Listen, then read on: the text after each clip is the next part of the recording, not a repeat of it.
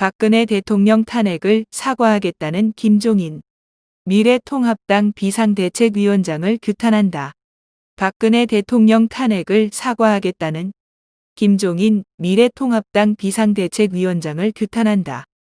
미래통합당은 정령 보수 우파 국민들, 애국 국민들의 가슴에 대못을 박고 자멸의 길을 자초하려 하는가?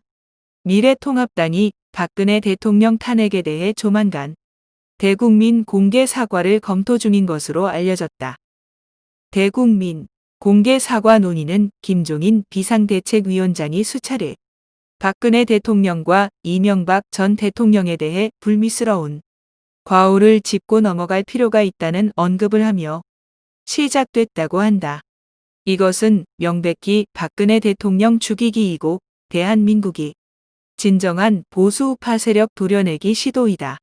우리 공화당은 분명하게 밝힌다. 박근혜 대통령 탄핵은 명백한 불법 사기 탄핵이었다. 사기 탄핵 음모를 통해 집권한 문재인 정권은 불법 권력 찬탈 세력이다. 우리 공화당은 이 명백한 인식하에 지금까지 4번이 겨울 3년여 시간 동안 182회에 이르는 태극기 집회를 하면서 박근혜 대통령에 대한 부당하고 불법적인 탄핵은 무효이다. 대통령을 즉각 석방하라. 권력 찬탈 세력 문재인은 퇴진하라는 투쟁을 계속해왔다. 문재인 좌파 독재 정권이 전체주의 공산주의 독재 정권이 마각을 속속들이 드러내고 있는 지금 국민들의 마음은 돌아섰고 애초부터 문재인 정권은 좌파 독재 정권이라고 규정하고 투쟁해온 우리 공화당이 옳았다.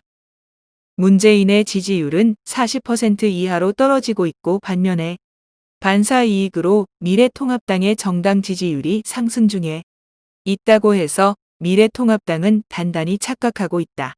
가짜, 보수, 기회주의 집단으로 똘똘 뭉쳐있는 현 미래통합당은 심지어 정강정책개혁안의 임시정부 인정 5.18 정신도 포함하는 내용을 담을 것이라 한다. 그들 스스로 부정하듯이 미래통합당은 보수우파 정당이 아니다. 이 중심에 김종인 비상대책위원장이 있다.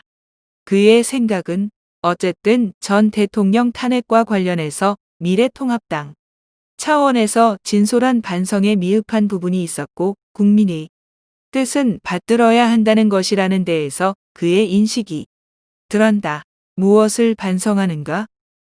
박근혜 대통령 사기 탄핵에 적극 협력했던 그 배신을 반성해야 하는 것이다.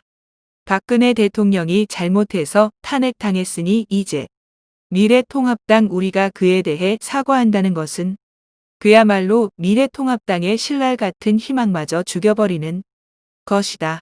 미래통합당이 박근혜 대통령 탄핵에 사과하는 순간 미래통합당에는 미래도 없고 보수우파 국민들의 지지는 철저하게 철회될 것이다. 우리 공화당은 미래통합당을 국민을 내세워서 국민들로부터 외면받게 이끌고 있는 김종인 비상대책위원장을 강력하게 규탄한다. 우리 공화당은 미래통합당 지도부가 정신 차리고 김종인 위원장이 벌이는 배신의 정치를 바로잡을 수 있기를 촉구한다. 2020년 8월 12일 우리 공화당